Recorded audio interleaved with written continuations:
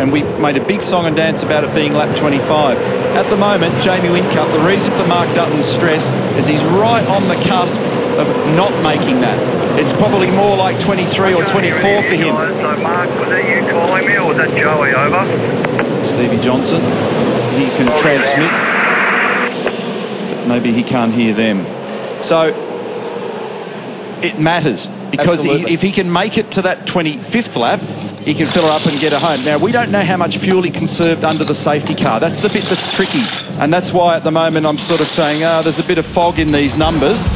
But that's the reason. They've got the numbers at Team Vodafone. That's the reason for the urgency for Mark Dutton. This is a fascinating battle. That's the fuel. Reset the fuel.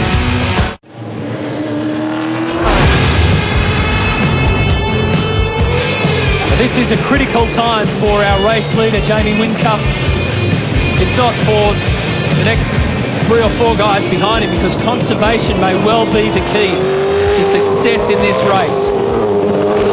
Now, the race pace is a little slower than it was last night, to the tune of about half a second a lap. And as we went to the break, we're speculating about the notion of trying to get to that critical number where you can fill the car and do that one stop all the way home to the back end of the race. Those that are in the position of having to squeeze to get to that number include all the key men here: Whincup, Winterbottom, Bright, Courtney, Holdsworth, Van Gisbergen.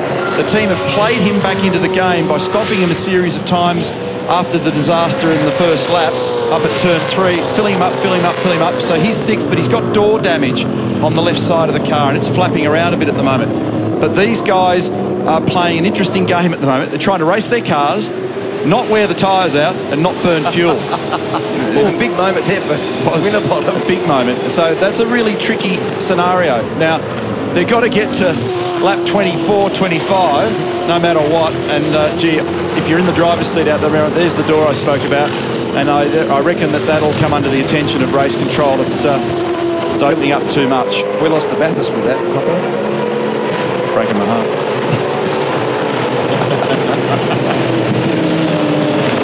They brought Shane Van Gisbergen in on lap 1, 3 and 4.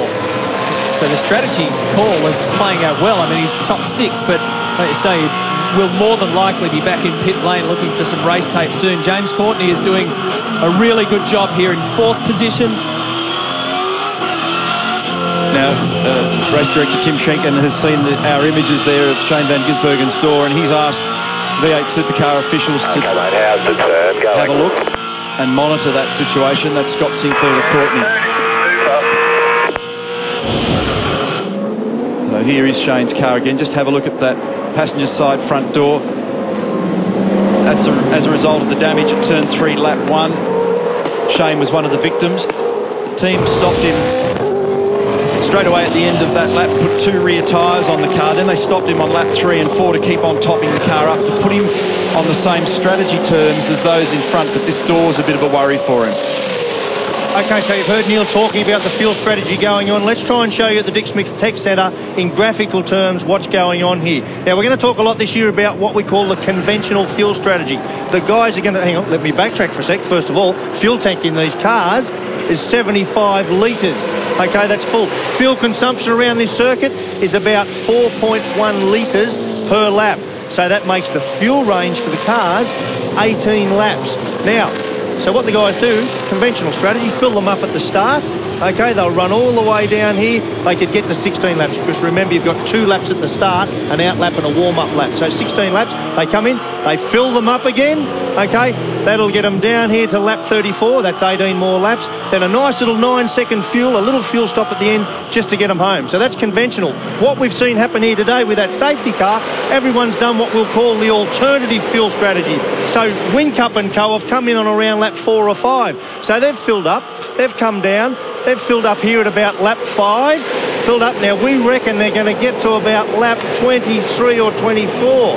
Now, you don't have to be a rocket scientist to work out. They're going to fill them up there, and 18 laps is going to take them to somewhere around 41, 42, not 43. So that's why they're getting that message about conserving fuel. So remember, conventional strategy, and the red one is the alternative strategy, and that's the one they're on. Yeah, and that's why there's so many nervous figures up and down pit lane. So bird's eye view here of Shane Van Gisbergen's running repair job. Just fixing that. And we saw those images before at turn 20 and 21 with the left-hand front door coming open. The guys have got that fixed. Urgency's the key. Got themselves sorted. And they're back on with life. This is a good Russell battle. Ingall. And Russell and Carl Reindler have been having a good battle. There's panel damage to the rear of car 21.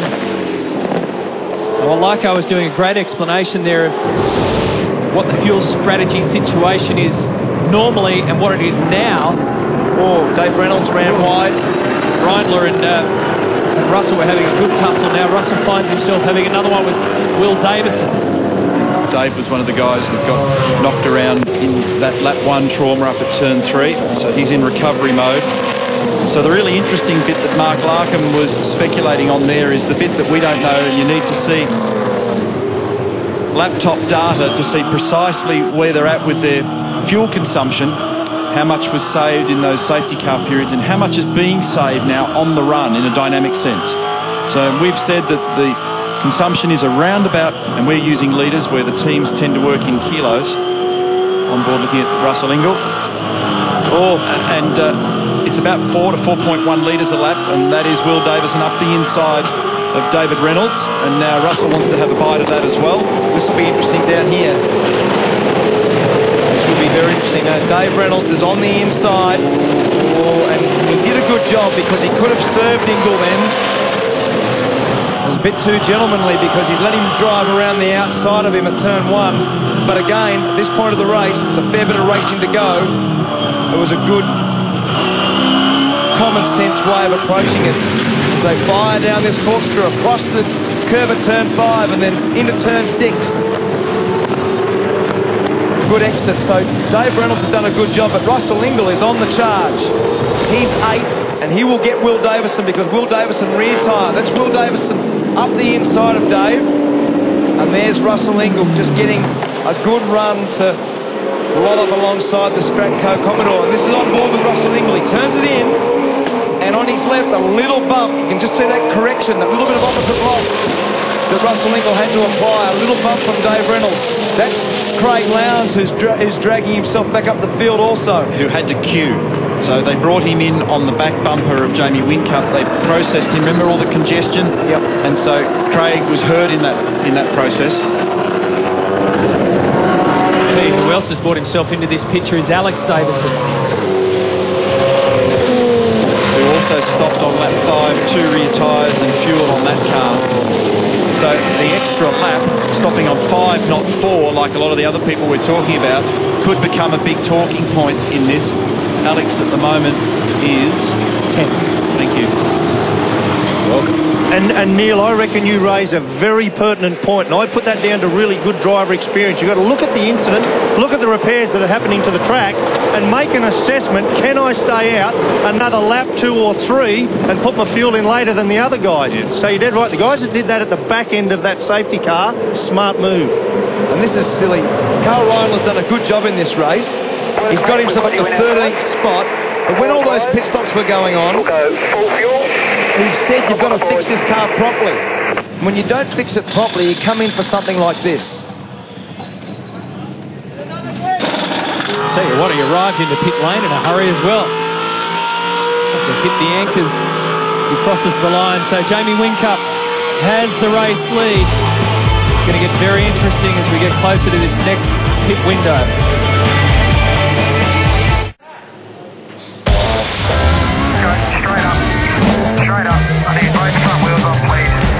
Well, this is just another chapter of drama. This is car AAA Craig Lowndes in the garage with some pretty severe damage to the front right-hand side of that car. As a result, we've got a safety car out there now. It was contact with Russell Ingall. Car 39 is to the side of the circuit. This will tell us what happened.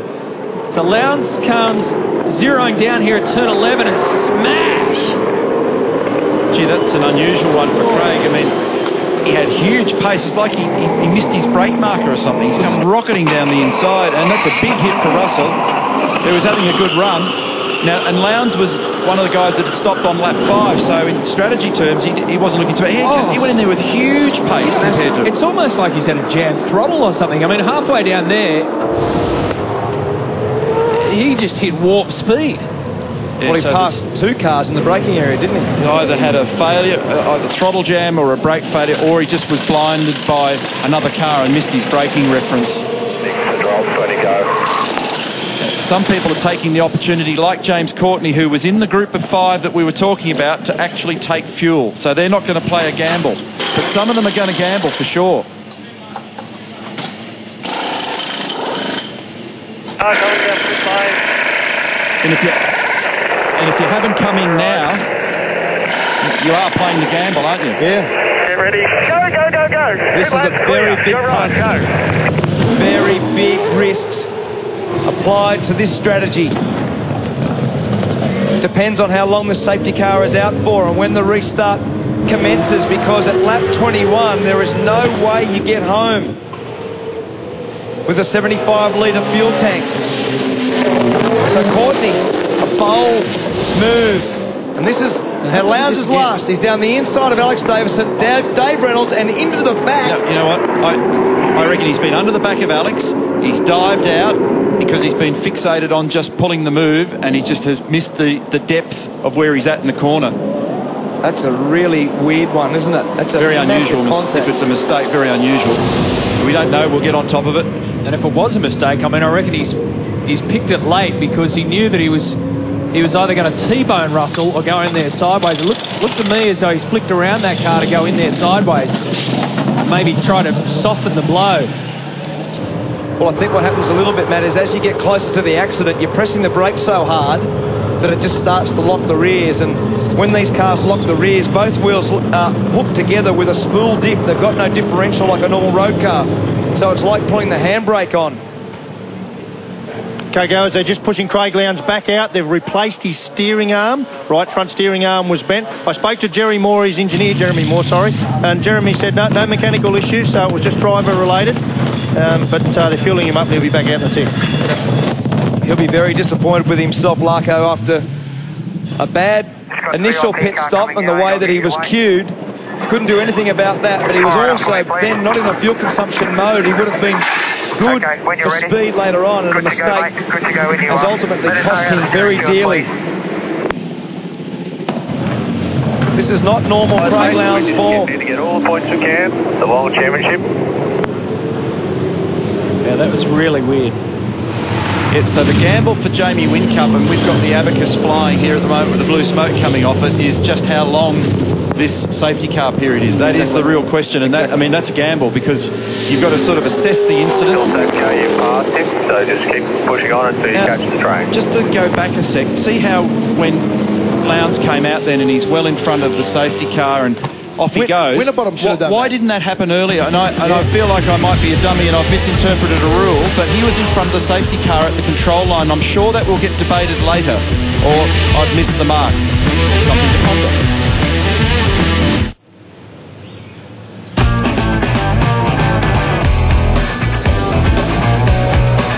I guess the biggest question at the moment is how long will this safety car stay out there?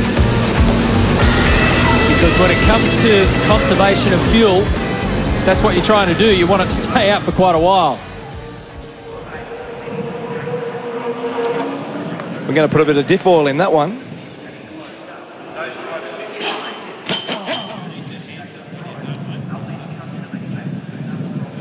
Now they're going to bring Holdsworth in this lap.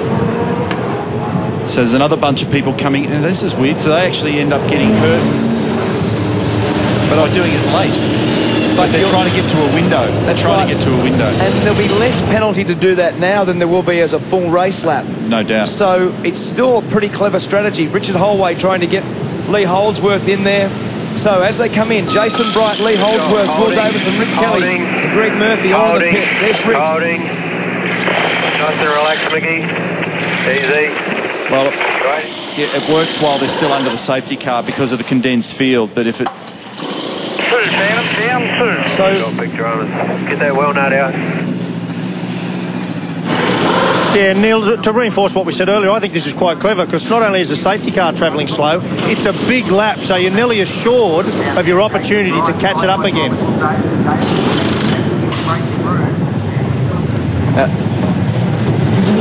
Well done.